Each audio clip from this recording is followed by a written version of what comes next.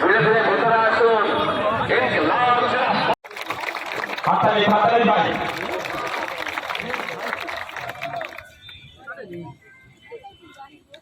আমাদের মধ্যে উপস্থিত হয়েছে আমাদের প্রাণের প্রিয় ভাইজান, তিনি আমাদের সামনে কথা বলবেন।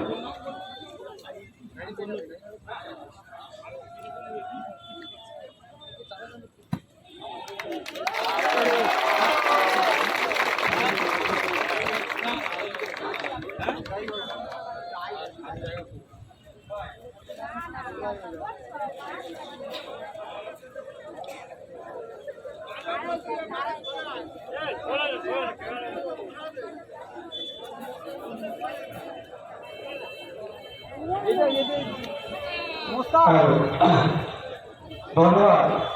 এই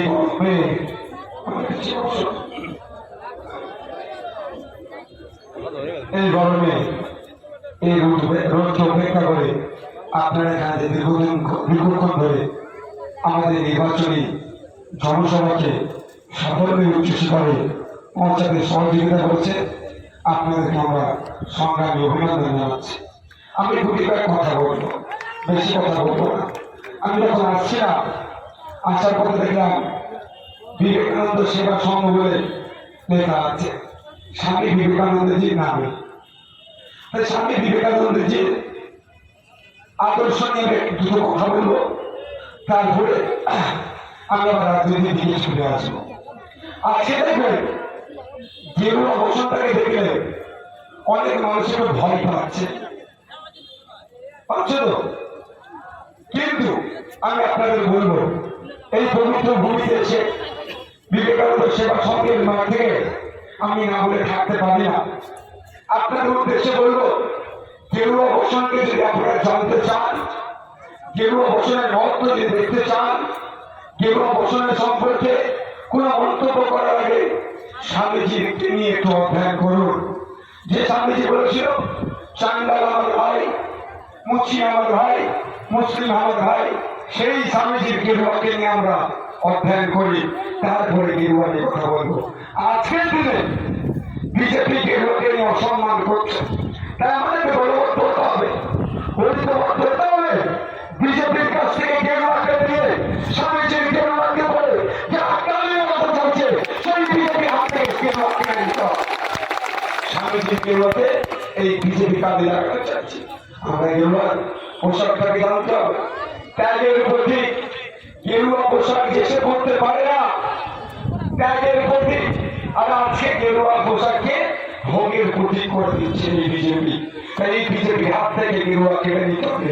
স্বামীজির সম্মানে কোন রকম ভাবে বিজেপি দ্বারা আঘাত হোক, এটা আমরা মেনে নেব না। আমাদের ভাগ্য তো কি গেরুয়া নিয়ে কারণে না কোন রকম খারাপ চিন্তা ভাবনা থাকে। গেরুয়া সম্পর্কে জানতে গেলে স্বামীজিকে অধ্যয়ন করুন। গেরুয়ার মত জানতে গেলে স্বামীজিকে অধ্যয়ন করুন।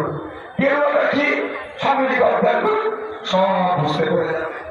অনুরোধ করবো, একই ভাবে গাড়ি টুপি একটা এখন হাজি টাইটেল রেখে গাড়ি টুপি নিয়ে বেশি গুণাগুণি করছে। তাই বলবো, যারা গাড়ি টুপি সম্পর্কে জানতে চান, নওশাদকে দেখে জানবেন না, হযরত মুহাম্মদ সাল্লাল্লাহু আলাইহি ওয়াসাল্লামকে দেখুন, গাড়ি টুপি মহত্ব সেখান থেকে পাবেন। এই জানতে পারবেন।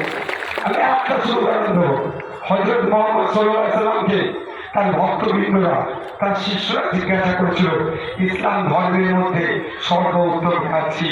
তিনি উত্তর দিয়েছেন, হযরত উত্তর দিয়েছেন, ইসলাম ধর্মের সর্বোত্তম কাজ হচ্ছে ক্ষুধার্তকে খাদ্য দান করা। একবারের জন্য বলেনি মুসলিম ক্ষুধার্তকে খাদ্য দান করা উত্তম কাজ, এই কথা বলেনি। ক্ষুধার্ত তাকে খাদ্য দাও।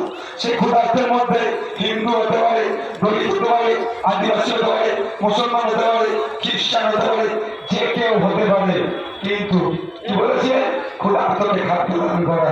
আজকে আমি হযরত মুহাম্মদ সাল্লাল্লাহু আলাইহি ওয়াসাল্লামকে মান্যওয়ালা নওশাদকে দেখি রাজনীতির ময়দানে এসেছি।